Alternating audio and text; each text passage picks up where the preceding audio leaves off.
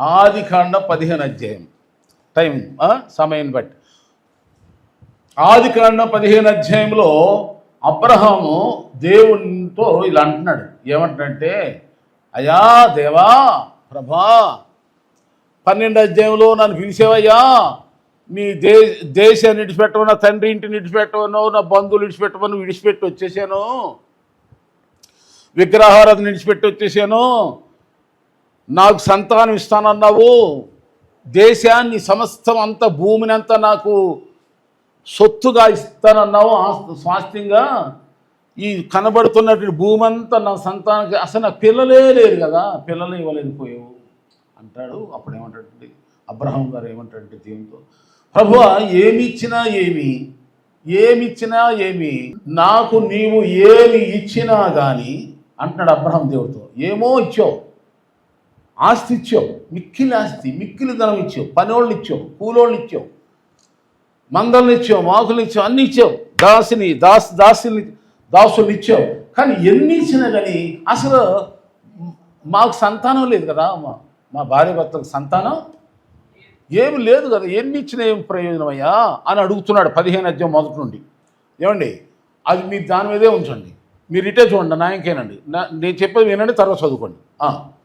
అయితే మళ్ళా దేవుడు అంటాడు, లేదు నేను అన్న మాట ఏం తప్పను, ఎందుకంటే నేను నరుడును కాదు, అబద్ధం ఆడటానికి నరుడును, నేను నిజంగా నా మాటలు గతించవు, భూమి ఆకాశాలు గతించిన నా మాటలు గతించు, నా మాట అవునంటే అవును, కాదంటే కాదు, జరుగుద్ది అబ్రహమా అని మళ్ళా దేవుడిచ్చిన మాటను అబ్రహాముకి మళ్ళా స్థిరపరుస్తాడు. అప్పుడు అబ్రహాం ఇక ఏం చేస్తాడంటే, సర్లే ప్రభు మీరు ఇలాగే చెప్తున్నారు, నేను ఇలాగంటున్నాను, కాదు నేను ఈ దేశమును స్వతంత్రించుకుంటానని నా సంతానం ద్వారా ఇదంతా నాదే వద్దని నేను నమ్మునట్లు నాకేదైనా రుజువు చూపించు, రుజువు కావాలన్నాడు. రుజువు కావాలి అంటే నువ్వేం చేయాలంటే, రుజువు కావాలన్నాడు అబ్రహాం, ఏదైనా ప్రూఫ్ కావాలన్నాడు. ఆ ప్రూఫ్ కోసం దేవుడు ఏమనంటే 5 రకాల జీవులు తీసుకురా, 5 రకాల బలులు, 5 రకాలుగా జీవాలు తీసుకొచ్చి నాకు బలి అర్పించమన్నాడు. ఈ 5 రకాల జీవాలలో అక్కడ రాశారు చూడండి, ఆదికాండంలో మీరు 15 అధ్యాయంలో, ఆదికాండ 15 అధ్యాయంలో అక్కడ ఉంది ఈ మాట, నేను చెప్పే మాట. మనము మొదట్లోని 14 వచనంలో ఉంటుంది ఈ మాట. ఆ మాట ఒకటి మీరు మనసులో పెట్టుకోండి. వారు 400 ఏండ్లు వీరిని శ్రమ పెడతారు, వీరు 400 ఎవరికి దాసులు అవుతారు, అక్కడ నుండి మిక్కిలాస్తో బయలుదేరి వస్తారని అక్కడ చెబుతూ, ఇక ప్రభువా మరి ఇంకా దాని కంటిన్యూషన్. అందుకు అబ్రహాం, ప్రభు అని యెహోవా నాకేమిచ్చినా ఏమి నా సంతానం లేని వాడిని ఉన్నానయ్యా అని బాధపడుతున్నప్పుడు, దేవుడు తను చేసిన మాట ప్రమాణమును స్థిరపరిచిన తర్వాత, అయితే అది నాకు ఎట్లు తెలియను, దాన్ని నేను తీసుకోగలను, నేను నమ్మునట్లు నాకు ముందు ఏదన్నా ఒక అద్భుతం చూపించు, నా ముందు ఏదన్నా ఒక సూచన కనపరచయ్యా ప్రభువా అని అన్నప్పుడు దేవుడు ఒక 5 జీవాలకు పేర్లు చెప్తాడు. 5 జీవుల పేర్లు ఏంటంటే, 5 ప్రాణుల పేర్లు ఏంటంటే, ఒకటి పెయ్య, చెప్పండి ఏంటంటే ఇది పెయ్యితోటి తెలుసా, రెండోదేమో మేక, మూడోదేమో పొటేలు, నాలుగోదేమో తెల్ల గువ్వ, ఐదోదేమో పావురం. చెప్పండి అందరూ కూడా 5 జీవాలు అడిగాడు. ఒకటి పెయ్య, మేక, పొటేలు, గొర్రె, తెల్లగొవ్వ, పావురం. అయితే ఈ 4 కాళ్ళ జీవుల్ని 3 అడిగాడు, రెండు రెక్కలు కలిగినటువంటి వాటిని 2 జీవులను అడిగాడు. ఈ 5 జీవాలకి 5 అర్థాలు ఉన్నాయి. ఈ 5 జీవాల అర్థాలు చెప్తే 5 గంటల టైం పడుతుంది ఒక్కొక్క జీవి. ఒక్కదాని గురించి ఇప్పుడు మీ ముందు పెడతా. ముందుగా ఏం అడిగాడు దేవుడు ఏమండి, ఆ 5 జీవాలు అడిగాడు. దేవుడే అడిగాడు. దాని అర్థం ఏంటో, ఎందుకు అడిగాడో దాని గురించి ఇప్పుడు వివరించి క్లుప్తంగా చెప్పి నేను ముగిస్తా. చూడండి, మొట్టమొదటిగా ఏమడిగాడంటే, తెల్ల 3 ఏండ్ల పెయ్య 3 ఏండ్ల పెయ్య అనండి, 3 ఏండ్ల పెయ్య. ఈ 3 ఏండ్ల పెయ్య దేనికి సూచనగా ఉంది అంటే, మనందరికీ తెలుసు, ఊర్లో చాలామంది తెలుసు, ఒక ఆవు గిద్ద దూడనేసిందంటే దాన్ని దేని కొరకు రైతు రెడీ చేస్తారంటే దుక్కు దున్నటానికి ఎద్దులు, అది బండులు, కాడిమాను మోకులు, అంటే కాడిని మోయటానికి ఆ పెయ్యి దూడని రెడీ చేస్తాడు, ప్రిపేర్ చేస్తాడు. అంటే ఈ పెయ్యి దూడ దేనికి సూచనగా ఉంది అంటే భారములను మోసేయడానికి, భారము భరించటానికి, బాధ్యతలు భరించటానికి, కుటుంబ భారాలు, సంఘ భారాలు, వ్యక్తిగత భారాలు, బాధ్యత భారాలు భరించటానికి సూచనగా ఉన్నది అని మనం, మీ అందరికీ నాకు మనందరికీ తెలిసి కుటుంబ భారం అంటే అందరికీ తెలుసు, కుటుంబ బరువు.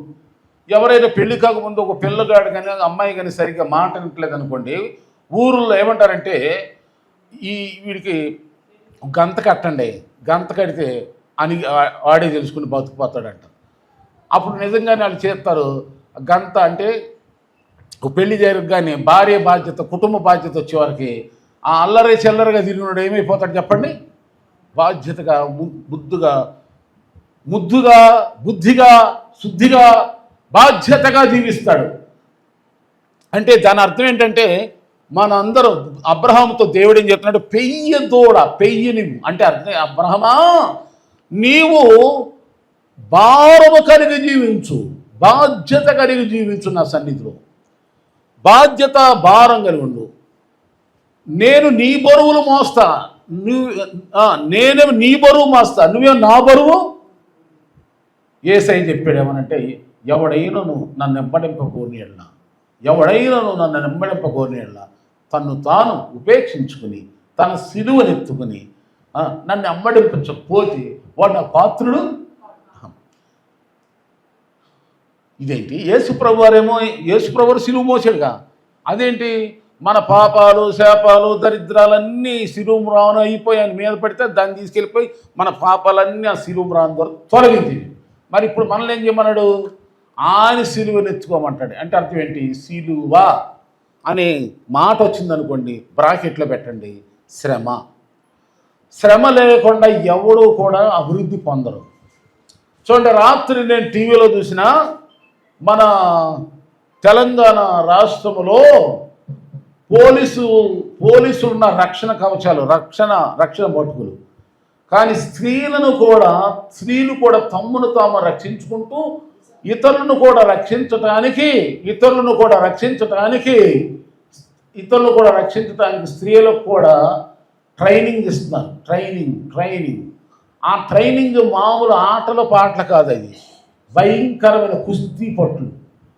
మగోడు అని తేడా లేదు, ఆడని లేదు, ఎగురు, జంపింగు, భయంకరమైనటువంటి కఠినాత్మమైనటువంటి శిక్షణ.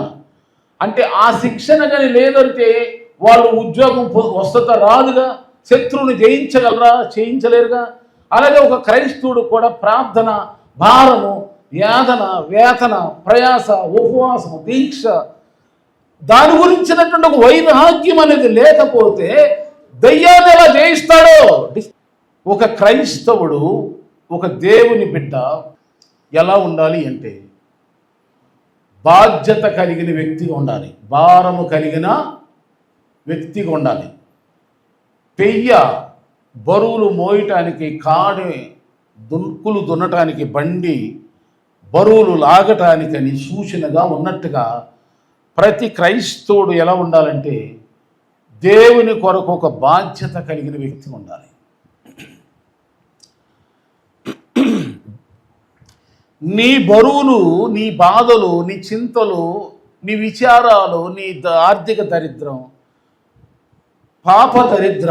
మన పాప దరిద్రం మొత్తం అంతా యేసయ్య కొట్టివేసి మన మీద ఎటువంటి శాపభారము లేకుండా మనలను శాంతి సంతోషాలతో దీవించాలి అంటే మనము కూడా భారము కలిగిన వ్యక్తులుగా ఉండాలి, బాధ్యత కలిగిన వ్యక్తులు ఉండాలి. మత్తయి సువార్త 11వ చివరిలో చెప్తూ ఏమంటే, నా భారము, యేసయ్య చెప్తాడు, నేను దీనుడును సాత్వికుడును, మీ మీద నా కాడు ఎత్తుకుని నేర్చుకోండి అంటాడు. 11వ లాస్ట్లో ఉంటుంది. ఏమండి? మత్తయి సువార్తలో వినండి, నేను చెప్పేది బైబిల్లో ఉంటాయి, మీరు రాసుకోండి, లేదా తర్వాత చదువుకోండి, లేదా ఇప్పుడు స్పాట్లో చూస్తే చూడండి, లేదా వాక్యం వినండి. ఏనండి అక్కడ నేను ఎందుకు ఆ మోచన ఎత్తానంటే నా కాడే చెప్తున్నాడు, నా కాడే ఎలాంటిదో చెప్తున్నాడు. నా కాడే సులువైంది, నా కాడి సులువైంది. ఇప్పుడు యేసు ప్రభువు మన కొరకు మోసిన సిలువ భారం ఎలాంటిది? మనం భరించగలం? అది మన వల్ల కాదు, అది ఒక్క అడుగు కూడా వేయలేము. మరి ఈయన కాడంట మనకు ఎలా ఉంటుందంట? సులువైంది. మీరు కావాలంటే తెరవండి, అది అక్కడ ఉంది 11వ అధ్యాయం మత్తయి సువార్త 11 లాస్ట్లో ఉంటుంది. ఈ కాడంట చాలా సులువైంది. ఎలా సులువైందో నేను చెప్తాను ఇప్పుడు. మరి మనము బుధవారం ప్రార్థనకి వస్తాం. ప్రార్థనకు రావటమే ఏమన్నా భారమా చెప్పండి అమ్మా? ప్రార్థనకి వెళ్ళటం ఏదైనా బరువుతో వస్తామా చెప్పండి? భారమా? శనివారం ప్రార్థన, ఉపవాస ప్రార్థనలో దేవుని దగ్గరకు వచ్చేటప్పుడు భారమా చెప్పండి? రావటానికి కూడా భారమేనా? మరి వచ్చినాక ఇక్కడేమైనా బరువులు ఏమైనా మోస్తామా?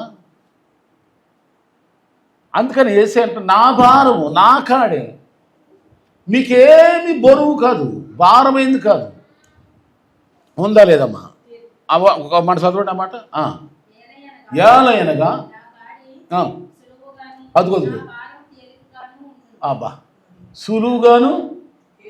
అబ్బా చర్చికి రావాలంటే నడవలేమనుకో, ఒక్క ఏంటి చెప్పండి, ర్యాపిడ్లో వచ్చినాయి అన్నీ. ఒక బైకు ఏదైనా బుక్ చేసుకోవచ్చు కదా, ఒక నొక్కునొక్కితే చాలు. నేను మీ అందరికి చెప్తున్నాను, చర్చికి వచ్చేవాళ్ళు ఆన్లైన్ కూడా చెప్తున్నాను, ఎవరైనా సరే చర్చికి రావటానికి ఛార్జీలు లేవు అని ఎవరైనా అనుకున్నారా? మీరు ఎక్కడున్నారండి, ఛార్జీలు ఇస్తాను, నాదే బాధ్యత. ఛార్జీలు లేదు అని, దారి ఖర్చులు లేవని ఎవరో చర్చి మానొద్దు. దేవుని సన్నిధితోనో మీరు రావాలని ఆసక్తి ఉందా? ఇగో ఈ దేవుని సేవకుని స్వామిని పీటర్ మీకు ఛార్జ్ ఇస్తాడు, ఖచ్చితంగా ఇస్తాడు. ఒకప్పుడు నేను ఇవ్వలేని వాడిని, కానీ ఇప్పుడు నన్ను ఇచ్చేలాగా దేవుడు చేశాడు. ధైర్యంగా చెబుతున్నా, దేవుని స్తోత్రం. సో అందుకనే ఈ సమయంలో అలాంటి వాళ్ళు స్థానిక సంఘం విశ్వాసులారా, మీకు అంతకంటే ఎక్కువ స్వతంత్రం ఉంది. మీకు చెప్తున్నా చాలాసార్లు, ఛార్జీల ఆటంకం కాదు. డబ్బులు ఈ రోజుల్లో ఎవరికి కొదువు లేదు, అందరికీ సమృద్ధిగానే దేవుడు. ఒకళ్ళు కొంతమంది లేక స్థితిలో ఉండొచ్చు, అందరూ అలా అంటాను. మాకు వచ్చి చెప్తే ప్రార్థన చేస్తాం. ధనవంతులుగా మిమ్మల్ని దేవుడు చేస్తాడు. ఆశ ఉంటే రండి, చెప్పండి వచ్చి. ఆమేన్. ఇక్కడ కానీ మనకి ఏముండాలంటే దేవుని పైన ఒక వైరాగ్యం ఉండాలి. ఏముండాలండి? వైరాగ్యము వైరాగ్యము వైరాగ్యము వైరాగ్యము వైరాగ్యం ఉండాలి దేవుడి గురించి. దేవుడు గుండెల్లో హృదయంలో దేవుడు ఉన్నాడు అంటే దేవుని సన్నిధిలోకి వెళ్ళకుండా ఎలా ఉండగలవు? ప్రార్థనలు ఎలా గడపకుండా ఉండగలవు? అందుకంటే సులువుగా వస్తున్నావు. నా భారం సులువైంది, ఏముంది 4 అడుగులు వేస్తావు. అది కూడా భక్తి నీకు భారమేనా? ఇళ్ళ పక్కనే చర్చి ఉంటుంది, రావడానికి ఏంటి? ఒక 1 కిలోమీటర్ దూరం ఏమైనా కష్టమా? సులువు కాదా దేవుని దగ్గర రావటం? సులువైనది. తర్వాత ఏమంటాడు? ఏమంటాడు? తేలికంటే ఏమన్నా ఇక్కడికి వచ్చి మీరేం బరువు, ఇంకా మీ లోనున్న బరువులు తొలగిపోతాయి, గుండెల్లో ఉన్న భారం తొలగిపోతాయి. కాసేపు కన్నీళ్ళు కార్చేవంటే, కాసేపు ప్రార్థన చేసేవంటే, దేవుడు నీలో ఉన్న రోగభారం, పాపభారం, శాపభారం, దయ్యాల భారం, చింతలు, విచారాలనే ఈ సమస్త విధమైనటువంటి నిన్ను అణిచివేస్తున్న ఐహిక విచారాలన్నీ తొలగిపోయి నువ్వు క్రొవ్విన తోడు గంత వేస్తావు ఇక్కడికి వచ్చి. అందుకని అబ్రహాము, నేను నీకు రుజువు చేస్తా, నా ఆశీర్వాదం నీ మీదకి వచ్చేటట్టు నువ్వు ఎలా ఉండాలి అయ్యా అంటే, బరువు కలిగిన బాధ్యత కలిగిన వ్యక్తిగా ఉండాలి. అంతే తప్ప ఈ బాధ్యత లేకుండా, ఏ విధమైనటువంటి రెస్పాన్సిబిలిటీ లేకుండా, ఏదో పేరుకు దేవుడి బిడ్డగా, బైబిల్ పట్టుకున్న బిడ్డగా, ఏదో నేను నమ్ముకున్నాను యేసుప్రభుని పై అందరూ చెప్పుకోవటానికి కాదు. దయ్యాలు కూడా దేవుని నమ్ముతున్నాయి అంట. దయ్యాలు కూడా 2వ అధ్యాయం యాకోబు రాసిన పత్రికలో ఉంది, దయ్యములు కూడా దేవుని నమ్ముతాయి. కానీ దయ్యాలకి దేవుని బిడ్డలకు ఉన్న తేడా ఏంటంటే దయ్యాలు దేవుడు చెప్పినట్టేనవు. మరి దేవుని బిడ్డలు ఏం చేయాలి? దయ్యానికి ఉపాసకోటాలు జరుగుతున్నాయి, రా దైవా అంటే నేను కొత్త అంట, నాకు ఆ పని ఉంది ఈ పని ఉంది, నేను రాను, ఆ బల్లటానికి కొత్త ఇచ్చేతులే మాని అంటే దయ్యం. దేవుని బిడ్డలు ఏం చేయాలి? అయ్యా వస్తున్నాను. ఇది దేవుని మనసు. మనకు ఆయన భారం సులువైంది, తేలికైంది కనుక ఆ తేలికైన భారం ఇటు భక్తి ఏమైనా భారం అండి, ప్రార్థన ఏమైనా భారం. అమ్మ చెప్పండి, ఓ భారం అంటే మీకు కౌన్సిలింగ్ ఇద్దాం, డాక్టర్ దగ్గర తీసుకెళ్తే మెంటలు పట్టిని అనుకుందాం, నెత్తిమే బోరువేం పెట్టమే, మీకు ఇక్కడ ఏ పని ఉండదు, వచ్చేసి ప్రార్థన గడపకి దయ్యం పట్టిందా, సైతాన్ని పట్టిందే ఏంటి? దయ్యానికి ఇష్టం ఉండదు దేవుని సన్నిధి, ప్రార్థన అంటే ఇష్టం ఉండదు, అసలు మందిరం అంటేనే ఇష్టం ఉండదు. అందుకని దావీదైన భక్తుడు అంటాడు, భక్తిహీనుల గుడారములో నివసించుట కంటే నా దేవుని మందిరములో గడుపుట నాకెంతో ఇష్టం.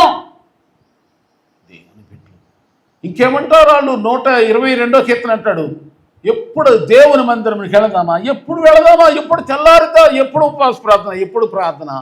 ఇదండి తృష్ణ వాంఛ, దేవుని బిడ్డలకున్న మంచి హృదయం వాంఛ. ఇలాంటి ఆశ, ఇలాంటి వాంఛ, ఇలాంటి తృష్ణ దేవుని బిడ్డలారా మీలో తిరిగి మళ్ళా ప్రవహించును గాక. ఆకలి కలుగును గాక, ఆశ కలుగును గాక. ఆశ లేని వాళ్ళని దేవుడు కూడా దీవించలేడు. ఆశ లేదా దేవుడు కూడా ఎవరిని ఆశించడు. చూడండి, ఎవరిని కూడా దేవుడు బలవంతం చేయడు. ఏ మనిషిని కూడా అట్లా బలవంతం చేసి దేవుడు ఎవరిని మార్చాలంటే ప్రపంచంలో అందరిని మార్చేసి ఓడిపాడి. కానీ దేవుడు మనిషికి స్వేచ్ఛనిచ్చాడు, స్వేచ్ఛ ఫ్రీడమ్ ఇచ్చాడు. ఇప్పుడు అవ్వమ్మ ఆ పండు ఫలాలు తింటున్నప్పుడు దేవుడు ఒకవేళ దేవునికి వద్దన్నాడు, దేవుడు తినొద్దన్నాడు, కానీ తింటుంది. ఆపాలంటే దేవుడు వల్ల అవుదా? ఆపగలడు, రౌడీజన్ ఆపగలడు, పోకిరి పనులు ఆపగలడు, మోసాలు ఆపగలడు, అబద్ధాలు ఆపగలడు, లోకంలో జరుగుతున్న సకల విధములైనటువంటి ప్రాపంచిక సమస్త విధమైన సర్వ దోషాలు జరగకుండా ఆపగలడు. కానీ అది బలవంతంగా అని ఆపడానికి ఇష్టపడతాడు. స్వేచ్ఛ ఇచ్చాడు, స్వేచ్ఛ. ఇదిగో నీ ముందు ఆశీర్వాదాన్ని ఉంచుతున్నాను, శాపాన్ని ఉంచుతున్నాను, మేలు కీడు 4 నీ ముందే. ఏది ఎన్నుకుంటావో, ఏది నిర్ణయించుకుంటావో, దేనిలో నడుస్తావు నీ ఇష్టం. 2 మార్గాలు చూపిస్తున్నా, ఇరుకైన మార్గం ఉంది, విశాలమైన మార్గం ఉంది. నీ మార్గం ఏది అనుకుంటావు నీ ఇష్టం. విశాలమైన మార్గం స్వేచ్ఛ, నా ఇష్టం అనుకుంటా బతుకుతావా? ఇప్పుడు నీ ఇష్టమే. ఇద్దరు చచ్చిపోయినప్పుడు ఇద్దరు చచ్చి పరలోకానికి వెళ్ళారు. ఒక యేసుప్రభు చెప్తాడు, ఒక ధనవంతుడు చెప్పండి, ఒక దరిద్రుడు. ఇద్దరు పైకి వెళ్ళిపోయిన తర్వాత అక్కడికి వెళ్ళి జడ్జిమెంట్. ధనవంతుడేమో అగ్నిగుండంలో పడ్డాడు, లాజరేమో తండ్రి దగ్గరికి వెళ్ళిపోయాడు. అయితే అక్కడ ఒక మాట ఏమంటే, ఆ ధనవంతుడు అగ్నిగుండంలో కాలిపోతూ నశించిపోతూ, అయ్యా లాజరును పంపించయ్యా, ఒక బొట్టు 4 కిలోమీటర్లు. అది కుదరదు అంటాడు. అప్పుడు ఏమంటాడు దేవుడు, అక్కడ ఒక మాట రాయించాడు. ఆ మాట ఏంటండి, ఏమంటాడంటే, ఓ కొడుకా, 2 కుమారులే, 2 దేవుని పెట్టలే. ఎందుకంటే అతను తండ్రివైన దేవా అంటున్నాడు. ఎవరు? ధనవంతుడు కూడా తండ్రివైన దేవా అంటున్నాడు. ఆ లాజరు కూడా తండ్రి రొమ్మును అనుకుని 2 దేవుని పెట్టలే. చూసారా, 2 దేవుని పెట్టలే. 2 భూమి మీద 2 క్రైస్తవులే. కాదు, ఈయన భేదోడు, ఆయన ధనవంతుడు. సరే, అక్కడ అన్నాడు దేవుడు, ఓ ధనవంతుడైన కొడుకా, లోకములో ఉన్నప్పుడు నీకు ఇష్టం వచ్చినట్టు సుఖం అనిపించాడు, నీకు ఇష్టం వచ్చినట్టు అనిపించి.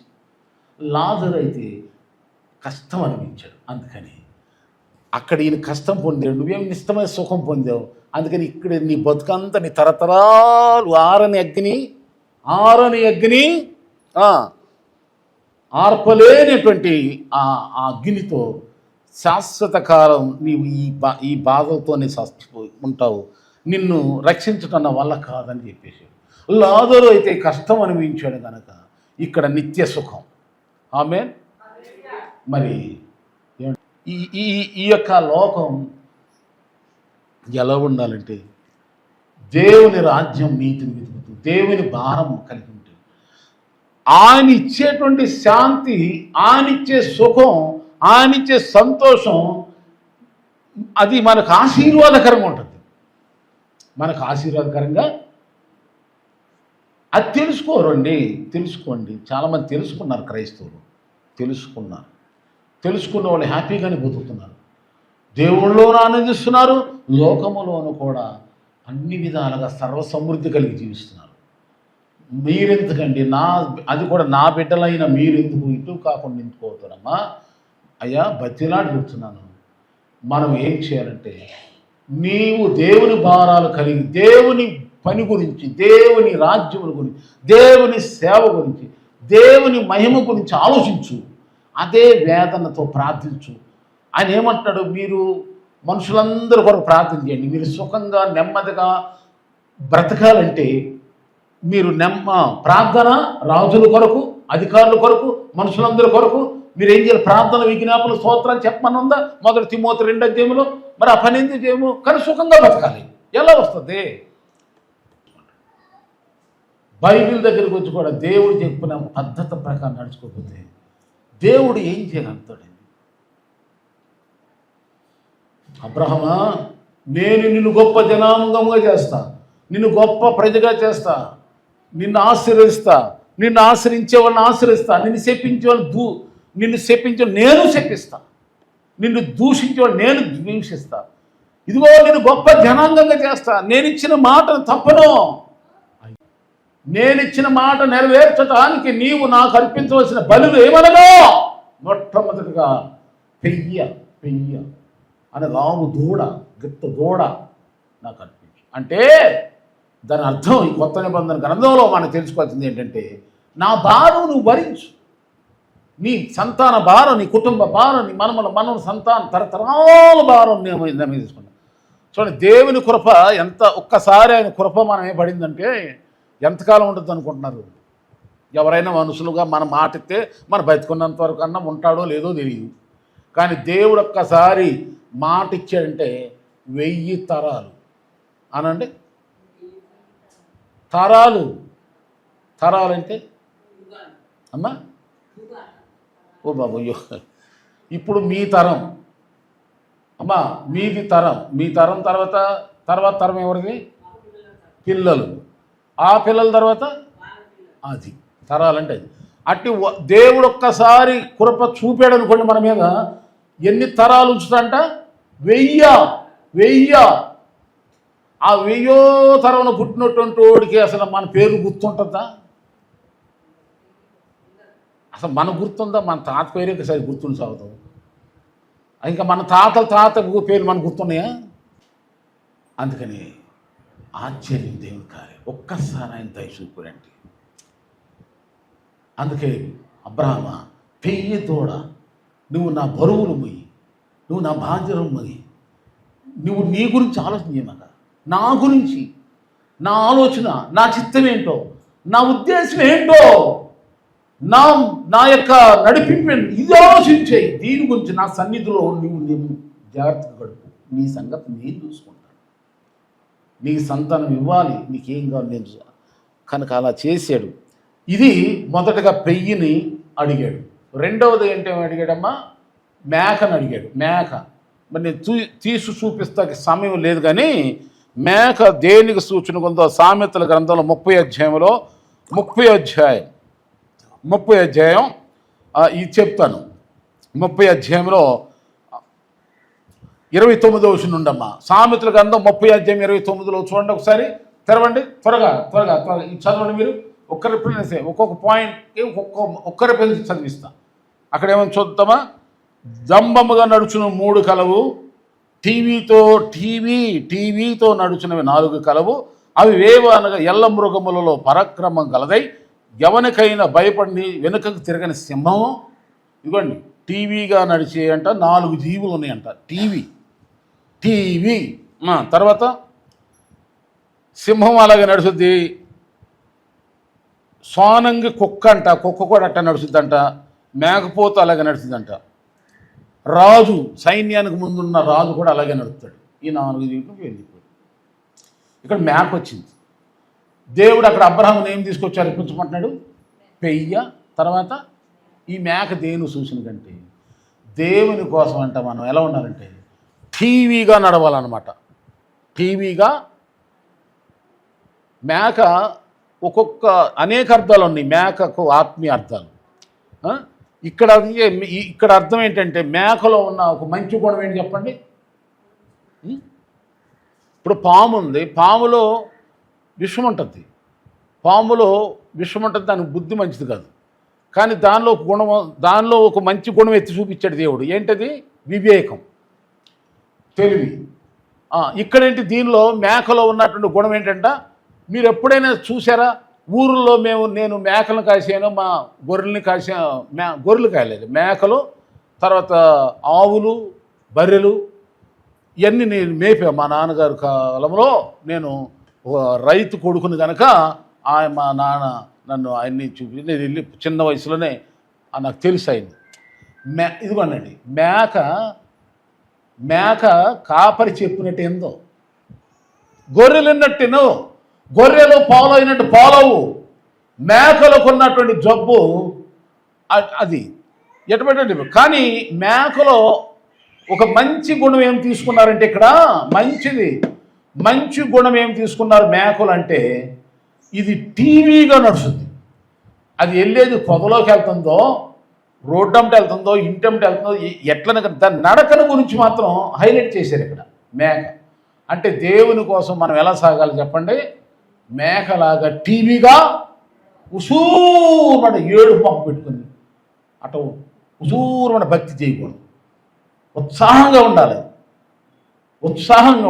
నేను ఎవరు చెప్తున్నారు? ఒక సేవకుడు, విశ్వాసులు సేవలో ఎలా పాల్పొందొచ్చు, విశ్వాసులు సేవలో ఎలా పాల్పొందొచ్చు అంటే, చర్చిలోకి వచ్చి ఎవరైనా తప్పిపోయినా, చర్చిలో కానీ ఇంట్లో కానీ తప్పిపోయినటువంటి విశ్వాసుల కొరకు ప్రార్థన చేసి వాళ్ళు వేటాడి పట్టుకురావాలంట. విశ్వాసం ఏం చేయాలి? సేవలో సాయం చేయాలంటే దేవుని సేవలో ఏమండి. రెండవదిగా సేవలో పాలు పొందడానికి ఏం చేయాలి?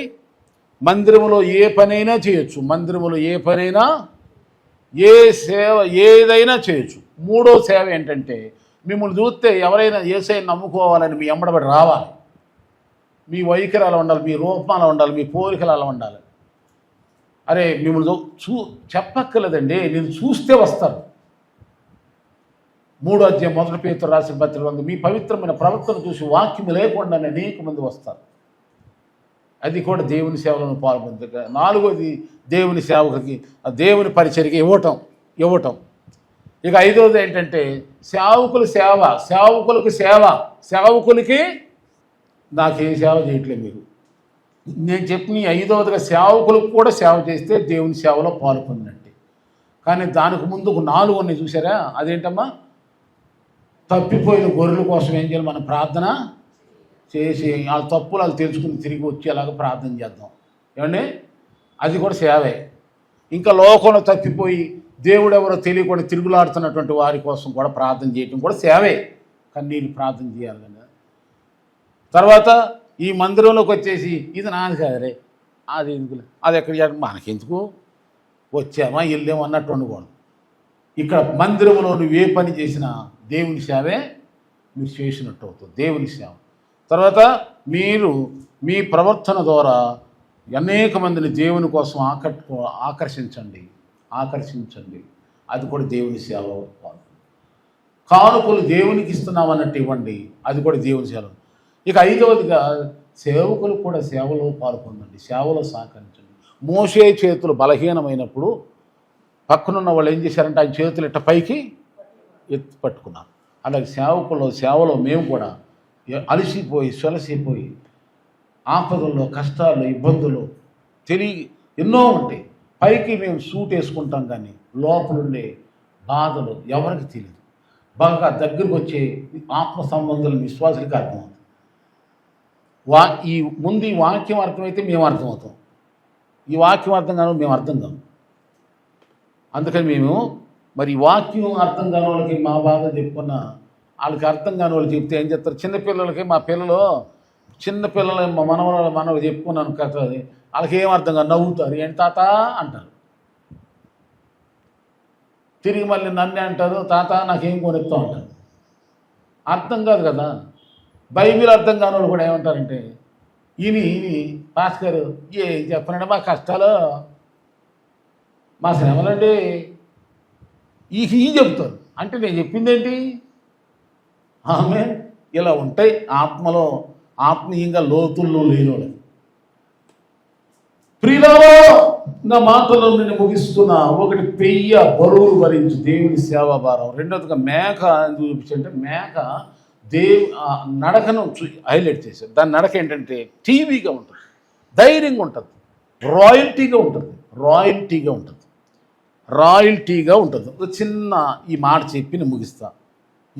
వాళ్ళు ఇది ఈ మాట నేను చెప్తాను ఉంది, వాళ్ళు చెప్తాను ఉన్నారు. కళ్ళ నీళ్ళు ఏడుపు మొదలెట్టేశారు. అయ్యో ఈ వద్దని ఇంట్లో ఏసయ్యా నేను పాపం, ప్రభువా నేను పాపం, ఏసయ్యా. ఇక ఆమె కంట్రోల్లో లేదు. స్తోత్రం యేసుప్రభా, అయ్యా స్తోత్రం. ఎప్పుడైతే వీళ్ళు యేసుప్రభా అని నోరు తెరిచారు, దేవుడు దూరేశాడు అందులోకి.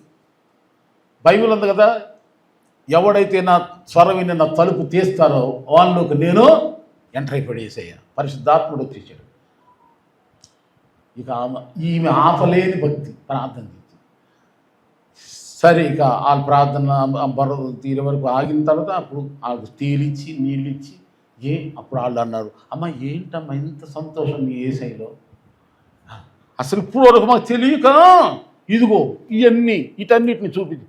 ఎంత దరిద్రం పెట్టుకున్నాం ఇంట్లో, ఇంత పంప దరిద్రం, చీ ఉన్న పాటున మొత్తం అన్ని పీక్ అవతల పారేసి తగలబెట్టేసి, చిన్న బంగాళాఖాతం సముద్రం దగ్గర అక్కడ సముద్రం పారేసి యేసయ్య నమ్ముకుని.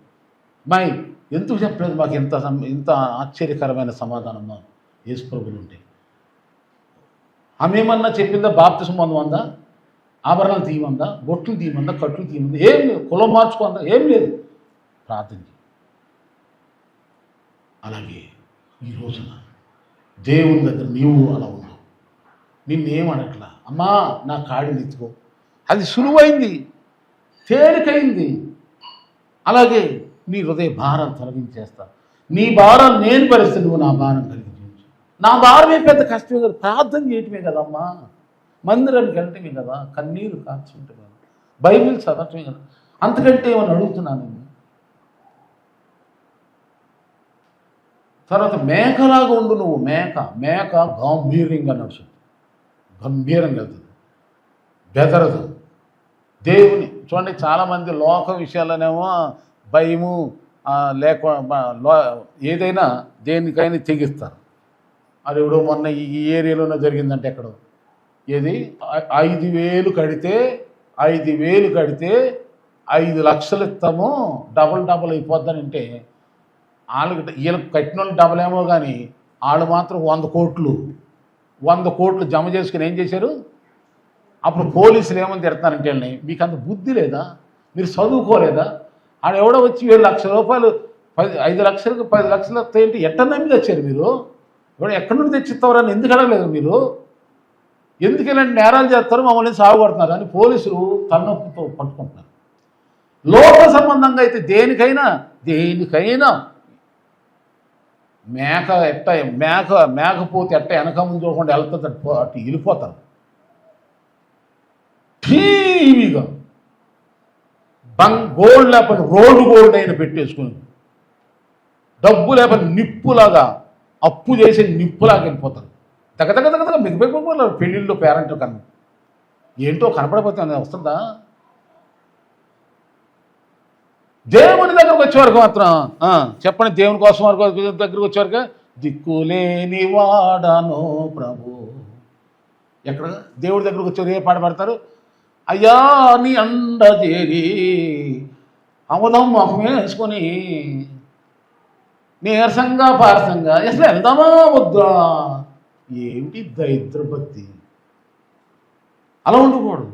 టీవీగా రా, యేసుతో టీవీగాను పోదుమా, అడ్డుగా వచ్చు వైరి గెల్వను, సాధన ఎవరు నీవు నేనే, యేసుతో టీవీగాను అడ్డుగా యుద్ధన తంబుతో. అబ్బా ఏం పాట అండి అది. మేక టీవీ చూడండి మీరు, టీవీలోకి వెళ్ళిపోతారు. టీవీ అంటే ఇది గోడ కొట్టిన టీవీలు అనుకోమాకండి. టీవీ అంటే ధీమగా రాయల్టీగా. ఆ పని మనిషి అట్టేయలేదు వాళ్ళ ఇంటికి, నేను చెప్పిన పని మనిషి, అమ్మా అయ్యగారు ఏమైనా ఉందా మిగిలింది, అమ్మా చీరలేమో చీర ఇస్తావా, మా ఆయనకి మీ ప్యాంట్ ఇస్తారా. ఈ దరిద్రపు మాటలు అడగలామె. ఈమె వాళ్ళకి ఇచ్చేలాగా వెళ్తుంది పని మనిషి అయినా. యేసు ప్రభు నమ్ముకున్న వాళ్ళు అలాగే ఉండాలి. ఈ మాట ఎక్కడుందో మీకు చెప్పాలంటే మొదటి పేతురు పత్రికలు ఉందిగా, రాజులైన యాజక సమూహంలాగా ఉండాలంటే మనల్ని. దేవుడు ఏం చేసింట, దేవుడు ఎందుకు ఉన్నాడు మనల్ని రాజులైన అనంటే, రాజులైన యాజక సమూహం. యాజకుడు అంటేనేమో దేవుడికి మనిషికి మధ్యలో ఉండి యాచిస్తాడు.